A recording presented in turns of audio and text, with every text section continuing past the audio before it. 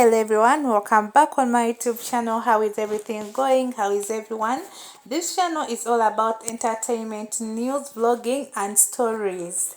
Yeah, if you're new on the channel, my dear, you are most welcome. Feel free to join the family. Just like and share and subscribe. Turn on that your notification bell so that anytime I upload the video, you'll be the first person to be notified. And today's story, I'm going to tell you how I slept with a dead body for like 3 days. It starts like this. I grew up in the family when we were like 8 children. We had a big land, but we used to be using it for farming.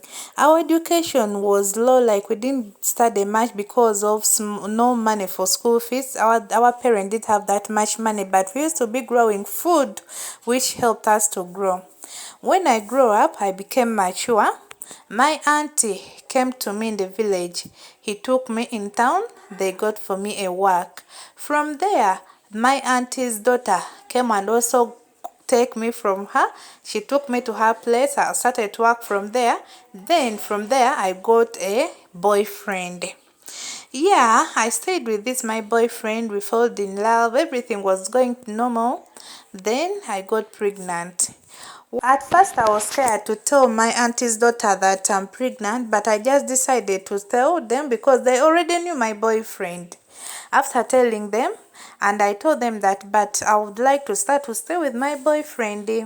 We didn't have much money. We managed to rent a single room apartment. We stayed there all the pregnancy growth. I used to go back in the village. I get some medicine which will help me to build health, like for blood. As the way you know, pregnant women, they always take some bath, some local medicine, and some they can use it for drinking. Yeah, time passed, but when my pregnancy was going like in 9 months, I went to do scan. When they saw in the scan, the doctor, the nurse told me that your baby is not moving. You mean all this while have you been with this stomach when the baby is not kicking? For me, I told the nurse that how will I know that the baby is kicking? Then the doctor said, you are now going in 9 months. You never had anything like moving around your stomach, inside your stomach. I was not taking it as a serious issue. I said no. Then they told me, but your baby, the head is facing up. You better go, you get a medicine so that your baby head can turn down so that you can manage to push the baby. I went back in the village. They gave me the medicine to help my baby do what? Turn down. Then when I made like 9 months, I went back in the scan. Before the baby was alive, yeah, I went back in the scan. They checked. The doctor told me, your baby's heart is not working. We don't know if this your baby is dead or sometimes the baby can be weak inside the stomach. But we are going to put some medicine on you for you to deliver. Or else we have to cut this baby out too. I called my mom in the village. I told her that they want to cut my baby, like they want to do surgery on me. My mom told me, don't allow to do surgery on you. You wait, you just give birth. If the baby is alive, he will come back out alive. But if he's dead, it will still the same. He will come out dead. Instead of you to cut you, you wait. Then time passed.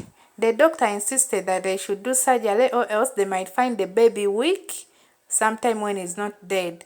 I also accepted. I was afraid, but I had nothing to do. I accepted the doctor, they said. They took me in the theater. They did everything surgery, but unfortunately, they found when the baby is dead. I cried, we cried. From the hospital, I went directly to our village, my mama's place. I didn't even bury my baby because from there, the father's side, they took the body of the baby to go and bury it. For me, I stayed in the hospital for like 3 days because they refused to let me go, that I still have to take some treatment since I had already taken this C-section. They did surgery on me. From there, I just went direct to my parents' house. I told my mom what could be the problem.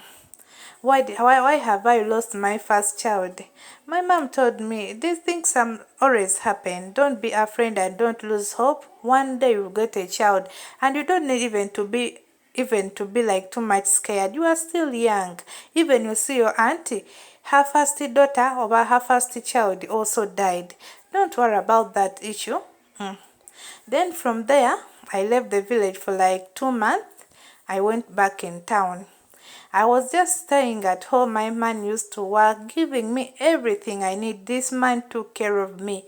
He showed me love, which I cannot say like this man what and what. He showed me love. Then after like 4 months, my auntie had her daughter who was outside those Arabs country working as maid. This auntie's daughter asked me that, can you work abroad? At first I had refused. They were like, no, I'm not interested. But then after, my man told me that, why don't you go there so that you can work and we get some money to build, so like we buy land, we build for ourselves so that we can also be in a happy life. We plan for the good future of our kids. It was like I was not interested much, but then after the way this my man convinced me, I was like, okay, let me go. In preparation, we even sold some of the things in the house so that we can raise the money which they asked me so that I can go. This my man even went to his parent, her mother, to ask some money so that they can help me to go. I thank God everything went smoothly as the way we expected. I went abroad. But before going, this my man told me, if you reach there and you find them name man in the house or the children of the person when they are boys, please, you keep yourself for me, because for me here I'm going to be keeping yourself for you and I'm not going to get any other woman. You are my woman and you also promise me that you'll forever be mine. I was like, okay. I went with this my man's number. When I reached in the place where I was going to work as a housemaid, the house was very big. It was like a two-floor bedroom, like two-floor flat. These my bosses, they never allowed me to have a phone. But every month they used to pay the money to pay me my salary in time. Yeah, since I was not communicating with anyone, but I had my boyfriend account and number where they could send the money, I just gave my bosses the number which they can be sending the money, and after they'll send the money, they'll give me the phone to call the person to confirm if the money have received, like the person have received the money, and even me, they give me receipt. Yeah, I used to talk with this man. He would tell me like the money I have received, what and what. On that money, I used to tell him to be giving like at least some to my parents. He was telling me, yes, I've been giving your parents what and what. Even me, I was very strong. I worked 1 year passed. I made 1 year 4 months. When I was like 1 year 4 months, these people, they decided to get me a phone, since maybe they have seen me, I've endured everything, because this family is the family where they used to be hosting party. Like the friend could come for like 3 days, then don't go, and you would have cleaned from first floor to the upper floor. When you have to mop, wash the plate, wash the clothes, everything. I was only alone like this. Then now after like 1 month, 1 year and 4 months, they gave me a phone. They told me now I'm free to be communicating to my people, because my agreement, like what I want to do, it had to end like 2 years. Yeah, it was only two years agreement. There, since I had got a phone, they allowed me to be talking even to my parents. They downloaded WhatsApp for me. I started to get some of my sister's contact, what and what. Then I told these people, my bosses, that I want to be sharing the money in the middle, so that some money could be going to my boyfriend, another money to my parents. But the money which was going to my boyfriend, we had already talked that she should buy a land and build some houses. Yeah, before, when I was like 1 year, this man sent me a picture of a land, and he sent me an agreement, like a paper showing that he have bought the land, and the land, it was in my name. Then I was very happy. I did what? I continued working. But when they started to send the money to this man, they sent some money was half and others to my parents. He said, why do you have to send this half money? Why don't you send full money so that for me I can give your parents the money or a stock? I've been sending the money. Don't you trust me? Then I was like, hey, I trust you. It's not that I did this just for you to be like worried. No. The reason why I did this is because I don't want to be disturbing you again. Let this my parents take some, even you also take. And right now I cannot go back to my bosses telling them that stop sending all the money to this, like some money here, you use one number. I fear this my boss, they are very harsh. Then this my man said, it's okay, we should continue like that. Then the time which I had to stay there in abroad, like it was Saudi Arabia, my time already finished because I signed for only 2 years agreement. When that 2 years passed, I sent message to this my man that I'm going to come back like on this day. This man showed me like he was very happy. He told me, wow, I'm waiting for you, what and what. And he told me that instead of you telling your parents that you are coming this day, just tell me only so that you first come back, you will go, I take you around, like we first enjoy our love. Since it's like now 2 years I've been not seeing you and I've been missing you too much. Please don't tell your parents. You tell your parents for like now, like after like 1 week or 2 weeks, but let's spend this more time together. Then I also bought the idea. I was like, yes, let me first stay with my man. Then after these people at home, they will know. I'll tell them later, as the way you know. Then I reached at the airport. My man sent me her sister. Her sister, they drove me from the airport. They took me like the sister, my sister-in-law told me that that house where we went is her new house. He built it, it's single room. That has the way you say I'm a single mother. I live here with my kids, what and what. For me, I was like, it's okay. I asked my sister-in-law, where is my husband? She told me that your husband is coming back. He went somewhere, but soon he's going to be here. That's the reason he just sent me to pick you at the airport because he couldn't do what? See you because of the time, because of what he was doing. But he told me, but even before we go to you meet your husband, I want you to first go where they buried your baby so that you can dig your new child. It's now how many years? Even when when you lost the baby, you don't know where they buried your baby. Yes, because when they did operation, this family of the man took my baby in their village. They buried the baby, but I didn't get a chance to go and do what? And at least pour some soil on my baby. Then I was like, it's okay, no problem. I stayed there at my sister's place for just 1 day. Then another day, he told me we are going to go in their village so that I can dig on my baby. Then they bring me to meet my husband, that my man whom I left in Africa. From there at night, my sister-in-law booked a cab. The cab came and it drove us somewhere. We came out, we got another car. That another car drove us. We reached another place. They dropped us there. Then we got a bus. The bus where it was going, the place was very far, like very hilly area. But I tried to remove my phone. When my phone the battery is down. Then I told my sister-in-law, I remember like I put my phone on charger. Why is it like there is no battery? This my sister-in-law told me, I forgot. I switched off this charging thing without thinking that you were charging because I didn't even see your phone. But don't worry, once we reach there is electricity. You are going to do what? To charge your phone. I was like, okay, no problem. We drove. We reached somewhere. I told my sister-in-law, why don't you try to call to my man, that's his brother, so that I can talk with her. My sister-in-law told me, you should not be worried. We are going to find your man where we are going. I was like, okay, because he told me, even where we are going, we are going to meet our mother there. That will be my what? My mother-in-law. For me, I was okay. Then we reached, it was around like 8 at night. This woman was excited to see us. We found other people there sitting, waiting for us. They give us some food, tea, we drink, but there were no electricity in that house. They used to have some candles, they used it to light. Then time passed. They were still sitting outside. For me, I told them, for me, I want to rest and I feel tired. They told me, no problem, you carry that candle. There is a room there. They showed me the room to go and sleep there, that they'll also join me later. Then I was like, okay. They told me that the bed is already laid. You just go and do what and rest.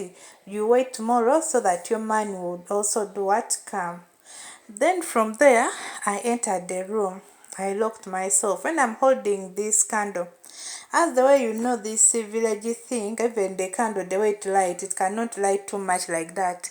Then I saw something was standing inside this room on the wall.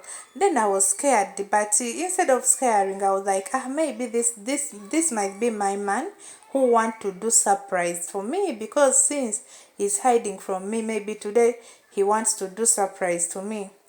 At first I was like, oh, you have scared me. What are you doing here? I thought you were not here. But this thing didn't what? Didn't talk. Then I got the light to see with the thing which I'm talking with. Do you know how they tie a dead body? Like a dead body. Yeah, when it's standing like this, but when it's coming out the maggot. Then I tried to turn to go and I opened the door so that I can go outside. This thing pulled me like I felt forces pulling me down. It made me sleep what? On the bed. This thing started to do what? To use me. Then from there, I hear some people, like I heard some people were on the door saying, why is he not shouting? Maybe they think I've did what? I've started the work. What and what? Then I even heard my husband, my man's voice saying that he came back. She came back. She want me to pay her money. For me already eat all the money. Now let me see how he will demand me the money when she is dead. I swear I couldn't stand where I was. I remember like I fainted. Then after like small time, I woke up when I can see there is some light from the window. Then from there, I try to pull myself so that I can reach the door. I open, I can maybe run away. But I couldn't. I was like going again like this. The thing still pushed me, pulled me back again, when it is saying that for us they brought us here saying that we have to wait for you, that if you are demanding any person you have to demand us. The man whom you want to demand the money, he doesn't have any of your money. You don't have anyone you are demanding the money, and you are now our wife. If you are searching for your man, it's we whom you have to do what? To search. I still did what? Faint again. Then I woke up. The place was dark again. I really didn't know what happened next. What I remember that someone came and opened what? I was like remembering, like I was conscious, but when I don't know much what was happening, someone came and opened the door, and other people were talking, is it still alive? Other one saying no, even though she's still alive, she cannot survive. They carried me, that's what I remember. They carried me, they took me maybe somewhere far. They throw me from there. That's what I remember. Then the time I woke up, I saw people gathering around me. I didn't know where the place I was. I didn't know what was going around the world maybe by that time, because what had used to me like to be with this dead body, like it was the dead body, had maggot, everything, the experience which I got, it was better for me to die and I live. Because of the torture and the pain I passed through in that room, sleeping with a dead body, it was too much for me. Then I really don't know the people who picked me and took care of me. They took me to the hospital. I pray for you people wherever they are, you are. May God bless you. But what I remember, my family came and picked me when I'm mad. but I used to be talking my grandfather's name when I don't remember my father's name, even my mom, and yet they are still alive. I was just remembering my grandfather's name. But this my family found me when I have a baby whom I don't know the father, but they even found me when I'm HIV positive. Yeah, I got this disease. I don't know from where, or maybe from the man who raped me, or maybe I don't even know, because I left abroad there where I was working. I came back to Africa when I'm okay. But they said when my parents found me, the way I was looking, I had wound all of my body, even my baby had wound all of his body. My father cried bad and said, why people are bad, why human beings are bad. But they carried me. He said that, my daughter, you should not get worried. Whoever person did this to you, he will come back asking for apology. But if I'll still be alive, please leave me to decide what I should do for them. But if I'll be dead, you are free to do what? To decide either to forgive them or just do what? Continue. You understand? My family took me back at home. They gave me some medicine. They took me to some traditional doctor because I was mad, like the head was mad. I ran mad. We did something which is needed. Then my father told me, I want you to first get well. I want to take you somewhere. I'm going to give you part 2 of this story because the story is still long and I am timed out.